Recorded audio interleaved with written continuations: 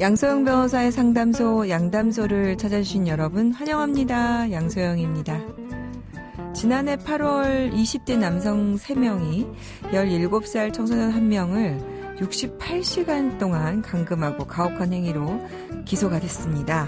이들은 10대 청소년에게 탕투쌈, 매운 핵 불닭 소스를 잔뜩 뿌린 빵을 억지로 먹게 하거나 편의점에서 사온 겨자를 순댓국에 가득 집어넣고는 국물까지 다 먹어라 이렇게 강요를 했다는데요. 이런 행동을 한 이유 돈을 갚지 않아서였다고 합니다. 20대 남성 3명은 어떤 처벌을 받게 될까요? 법무법인 승인 양소영 변호사입니다. 네, 돈을 갚지 않는다면서 10대 미성년자를 감금해놓고 매운 음식을 억지로 먹이는 등 가혹행위를 한 20대 남성 3명은 실형을 선고받았습니다. 법원은 중감금치상 혐의로 기소된 A씨에게 징역 1년을 선고했고요. 같은 혐의로 기소된 B씨와 C씨에게는 각각 징역 10개월과 징역 8개월을 선고했습니다. 이들은 피해자인 10대 청소년의 뺨을 때리거나 격투기 스파링을 하자며 번갈아가면서 폭행을 했고요. 플랭크 자세나 물구나무 자세 같은 가혹행위를 1시간 동안 시켰다고 하네요. 또 속옷만 입힌 채 춤을 추게 하고 카메라로 찍었고요. 억지로 춤을 추는 영상을 내 채무자, 돈쥐라는 글과 함께 자신의 SNS에 올렸다고 하네요. 재판부는 피고인들은 피해자를 모텔이나 식당 등지를 데리고 다니면서 매운 음식을 억지로 먹였고 팬티만 입고 춤을 추게 하는 등 가혹행위와 함께 감금도 했다면서 죄질이 매우 좋지 않다고 판단을 했습니다. 근데 이제 이런 걸 보면 징역 1년, 징역 10개월, 징역 8개월이 너무 작지 않은가 하는 생각이 들고요. 사람을 사람으로 보지 않는 이런 행동, 이 실형으로 정말 사는 것만으로 충분히 처벌이 되는 걸까라는 생각이 들고, 또 피해 청소년들, 피해를 입은 이 10대 이런 돈이 없어서 돈을 갚지 못해서 이런 인간 이하의 취급을 받았다는 게 얼마나 슬프고 충격적이겠어요. 그 돈을 어디에 쓰려고 빌렸는지 좀 궁금하기는 하지만 하여간 우리가 살면서 서로가 사람을 좀 사람답게 대하는 그것만으로도 살 수 있을 것 같은데 왜 이렇게 하는지 정말 모르겠습니다. 실형 좀 더 해야 된다고 생각을 하네요. 네. 20대 세 사람은 자신들의 행동이 불법인지 당연히 알았겠죠. 그런데 이제 타인의 고통을 보고 기쁨을 느꼈다는 거, 이런 측면에서 뭔가 치료도 좀 필요하지 않은가 생각이 듭니다. 이럴 때 법을 하는 사람으로서 법이 참 한계가 많다, 안타까울 때가 많습니다. 화나고 답답하고 억울한 당신의 법률 고민 함께 풀어볼게요. 오늘은 김선영 변호사님 함께합니다. 안녕하세요. 네, 안녕하세요. 오늘은 좀 양육비와 관련해서 사연을 좀 만나보려고 하는데요, 변호사님. 네. 그 법원에서 책정되는 양육비, 네. 좀 작은 거 아니냐, 적은 거 아니냐, 네. 얘기가 많죠. 네.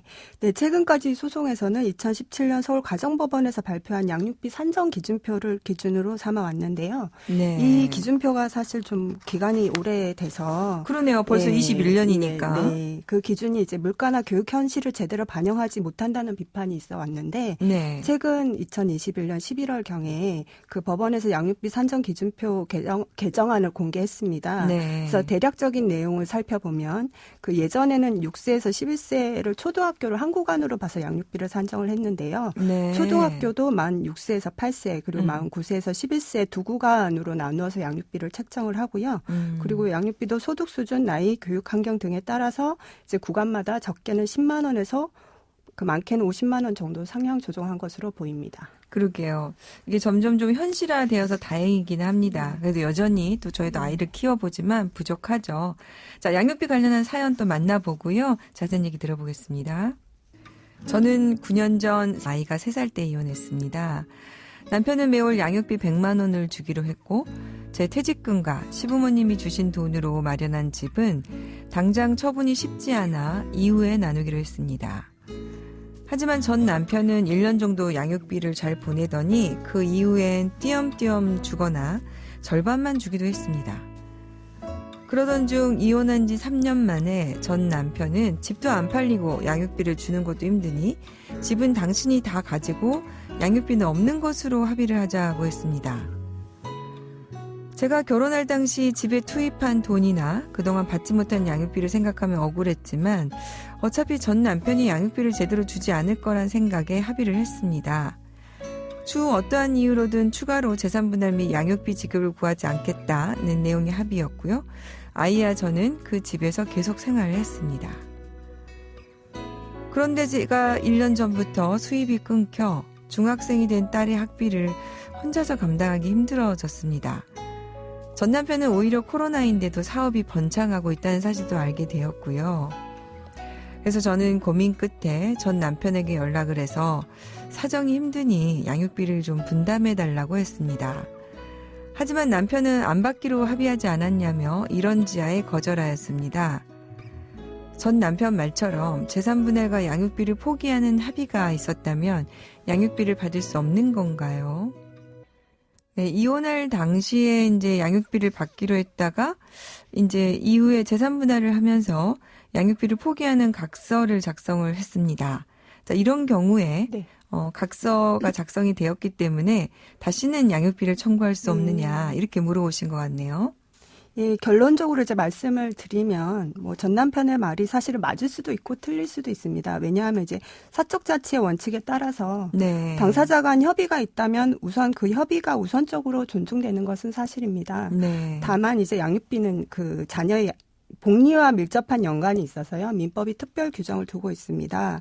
민법 제837조 5항이 예외적으로 양육비 변경에 관해서 규정을 두고 있는데요. 아, 그래서 네. 이제 맞을 수도 있고 틀릴 네. 수도 있다는 말씀이 바로 이 말씀이군요. 네, 그렇습니다. 그래서 그 규정을 보면 가정법원은 자의 복리를 위해서 필요하다고 인정하는 경우에는 부모 또는 자녀 및 검사의 청구 또는 직권으로 자녀의 양육에 관한 사항을 변경하거나 다른 적당한 처분을 할 수 있다고 규정하고 있습니다. 아, 좀 희망이 보이는 것 같은데요.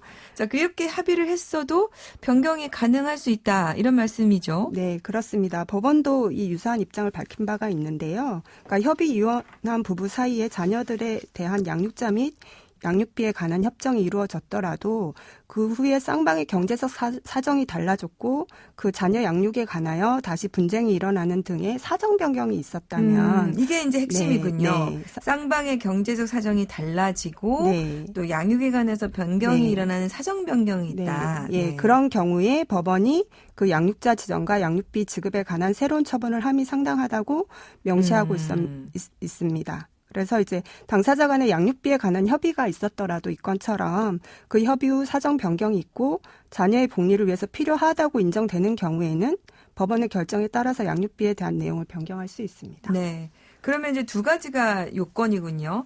협의 후에 사정이 변경된 네. 사정 변경이고 네.